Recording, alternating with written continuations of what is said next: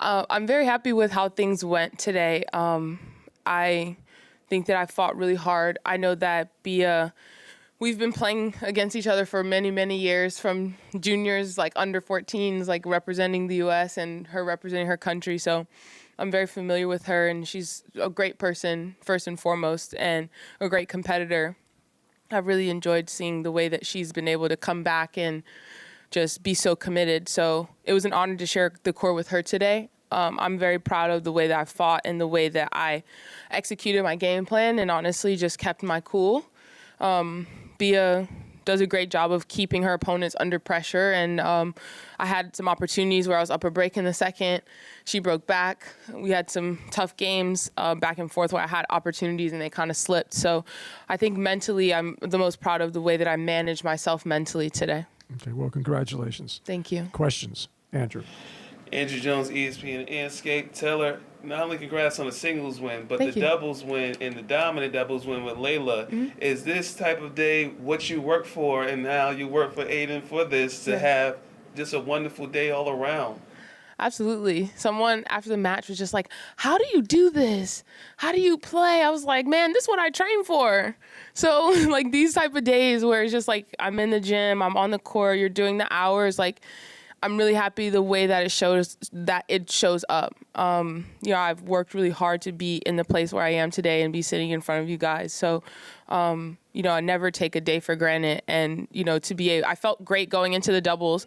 I was more mentally tired than anything, just from the emotions of the match, from the singles. But, overall, these are the times. And a day like this, I would be proud to share with my son and say, look, like you put in the work and you reap the rewards. Sometimes you don't know when that's going to happen, but, just keep working and it'll happen eventually. Okay, Brian. Brian Lewis, New York Post. I'm curious, you talked about how you were proud of how you kind of kept your composure during it. I'm curious whether you have a different perspective since motherhood. Does that make it kind of easier to keep things in perspective and keep an even keel on the court? No, it's the exact opposite. I think like being a parent makes you want to pull your hair out. But, you gotta, I think it's more so of learning and understanding when to push and when, that basically to understand that most of the time, you want to be in control, but you're not in control. So you can control what you can, and what you can't, you gotta let go. And I think that's the basis of tennis all around. You have ups, you have downs, but it's how you manage. And but motherhood has given me a different perspective, more so towards the game. I really have fallen back in love, not only with the sport, but with the process. For the longest time, I've always I know I can, but really now I truly believe that I'm a top player, and, being able to have matches like these and days like these, it shows me that I'm there. And I've continued to say to myself, to my team, it's going to happen. It's going to happen. I feel this in my gut and I know. So just putting one foot in front of the other has been my goal. And so days like this are really, truly special to me because it just highlights kind of what I've been building in my mind and in myself and with the people that are around me, that belief. And that's the biggest thing I think it showed today. Dave? Are you a Yankee fan? No, I just like the hat. And it matched with my shirt, so I was like, that's it. But hey, I'm in New York, so sure. I knew you were going to go there. David, and then Court. Hi, Taylor. David Kane, tennis.com. When coming back from being off for so long, it can be hard to maintain an elite doubles ranking while trying to rebuild your singles. Can you just talk about the sacrifices you've had to make to maybe try to prioritize singles, and how important is a week like this to kind of make things a bit easier for you going forward? Yeah, I didn't have to prioritize. Every tournament that I've played, I play singles in. So I'm a tennis player. And I think that sometimes when you're having success in one area more than the other, it's very easy for people to try and box you in and say, oh, she's doing great in doubles, and that overshadows anything. But I'm out here working. I'm a tennis player, period. It's just that right now, my doubles ranking is higher than my singles, but not for long. we need to cut that. Like, not cut, but like that was a great bit. I need that. Sorry. There was no, I didn't have to prioritize. Like I said, every tournament that I played singles and doubles. I've always done this in my career because doubles has always helped me in my singles. But the opportunities and the consistent going to the second week, going deep into these events, going deep into the slams, being the last one standing, whether it's singles or whether it's doubles, it gives you that feeling. And so even in Cincinnati, after making the finals of Master 1000 in Miami, I told my coach, I said, in Cincinnati, I was like, this feels different, but it's because I'd been there before. So like, it doesn't matter. For me personally, it could be different for other players, but for me personally, it doesn't matter. Me being in these situations over and over is giving me the confidence, and it's prepping me for the singles, in my opinion. So, I didn't have to prioritize. There was no sacrifice. And, I'm very proud of the successes that I've had in doubles, and it's really helped my game tremendously. I mean, coming off of winning Cincinnati, I'm playing really great tennis, even though I lost last round or second round or whatever round in Cincinnati. I don't even know with the singles, but I'm carrying on the confidence of winning the doubles into my singles play. So it translates, and that's all that matters. Court. Taylor, just looking ahead, playing Carolina, it's going to be an exciting matchup just because of the way you guys both play your tennis. What do you make of her tennis, the way that she plays it, just with your tennis IQ breaking down her game? And is it fun to play against somebody who can kind of match you on the all-court game? That's a challenge. I really respect her as a player. Again, she's one of the ones, such a nice person off the court. And I respect the journey, like any players that everyone has their ups and downs. And I remember like talking to her at the French Open a few years ago when she hurt herself and she had to pull out, and she's like on crutches and like couldn't walk basically. So to see her take time off and come back and then see where she is and how she's been able to ascend to almost the top of the game has been really amazing. So I'm excited. Because it's like she can do certain things different than other players. And so, these are the type of matches that really get me going because, it's a test and it's a challenge because she doesn't play like everybody else. So kind of strategically and tactically, we'll have to make some adjustments to make sure that I'm able to execute and play my best tennis. So I'm looking forward to it. But, when I play players who can do things like me, like I'm like, oh yeah, I get excited. It's like my mouth starts watering because it's fun. It really is. So I'm looking forward to the matchup. We've never played before, so it's always tough when you haven't played someone because you're kind of figuring each other out.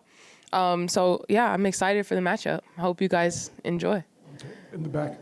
Over here. Ashish Malhotra, Al Jazeera. In terms of the atmosphere this morning when a singles match on court 17, it was a great atmosphere. You obviously had a lot of crowd support, but there were certainly times where it probably felt like you were playing in Rio or something with the amount of Brazilian fans that were out there. Did that kind of almost fire you up a little more, that at times it might have felt like even though you were on home soil, like the crowd was almost against you? No, court 17 was lit. Oh my gosh. Cut that one too. No, it was crazy. I literally came off the court. I was like, that was so fire. Like, it was so fun. The energy. So I've never been to like a professional soccer match, football. Sorry, people might get mad. Let me say soccer because we're in America. Soccer match, game. And I felt like that was the vibe. Like, it was like they were chanting, and then they would start chanting, and then people for me would start chanting. They're going back and forth, and then people would say stuff at like random times. Someone was talking to me behind the court, telling me what to do, giving me like a whole game plan. Like, I was like, oh my gosh. So it was really cool. Like, honestly, this is probably one of the most fun like matches that I've played in terms of like crowd support. And I really was feeding off of the energy. I did not care that, it was a lot of support for her. I expect that pretty much anywhere that we go. I kind of got a taste of it because I played with Louisa Stefani earlier this year in doubles in Adelaide. And I gained like almost like 3,000 followers just from us winning Adelaide. I was like, dang, girl. Like, it was like, I felt so popular, and it was all like Brazilian, like, media outlets. And so it was really cool. So I kind of got the feeling like, you know, they are so passionate. So it was super lit. I had a great time. I had so much fun. Like, this is probably the most that I've gotten, like, the crowd involved, and like, just, I was fired up. So cut that. So really I had a great time. So no, I really didn't pay attention to that. I thought that it was really cool, and I thought that it created a really, really amazing atmosphere just for the spectators, because our court was more loud than like the stadium courts. Honestly, like, it was really cool. So I was glad to have been a part of that. Okay, Tamani. Hi, Taylor. I'm Tamani Carroll from The Guardian. Hi. You said before that you're playing with this belief now. Why do you think you lacked it before, and what did it take for you to get this belief? I guess having a kid.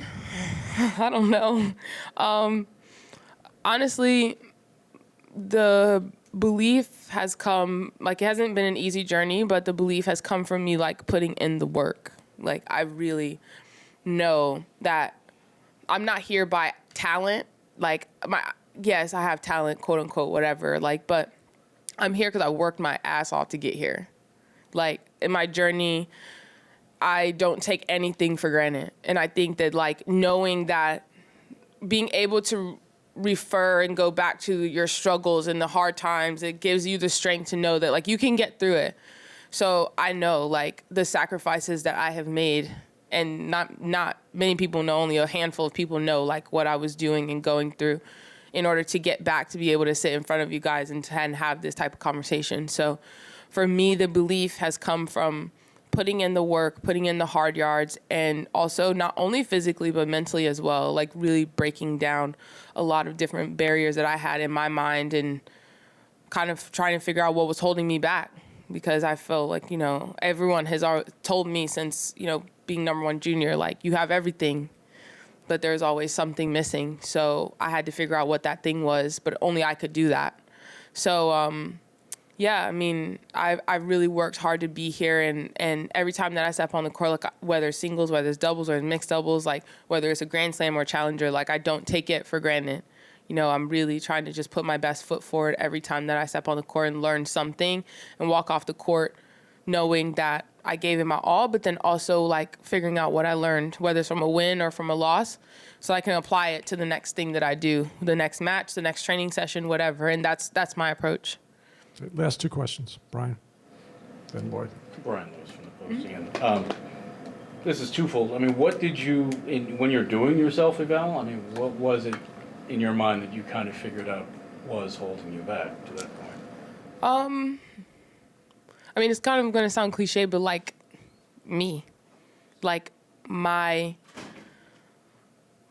thought process towards myself is not just about me as a tennis player. It's actually, like, the complete opposite. I really had to dive into my personal self and trying to figure out and break down, like, how do you feel about yourself? How is it that the experiences that you've had have affected you when it comes to this in the tennis world? Like, you know, people talking about my weight and people talking about, you know, very sensitive subjects and how I look, and physical appearance is always, you know, judged from the very time you step out on the court. Like, I really had to, like, break down a lot of things and detach from that and really, like, say, look, this is where you're at now.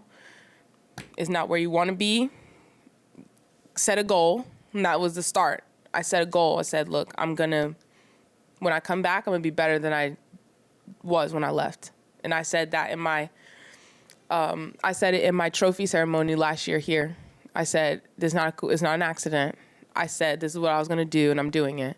And I think that everyone sees that. But I really had to break down myself and my, like, just understand myself more as a person. And it was so cool because, like, I embraced the environment today. Like, me showing the emotion and the passion, like, pumped up in, like, the crowd and, like, doing little stuff after I hit certain shots. Like, this is me. Like, that's me.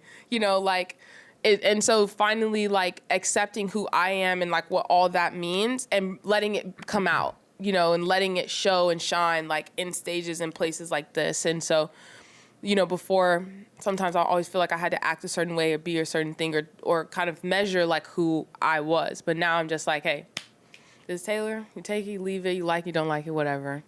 Can't make everybody happy.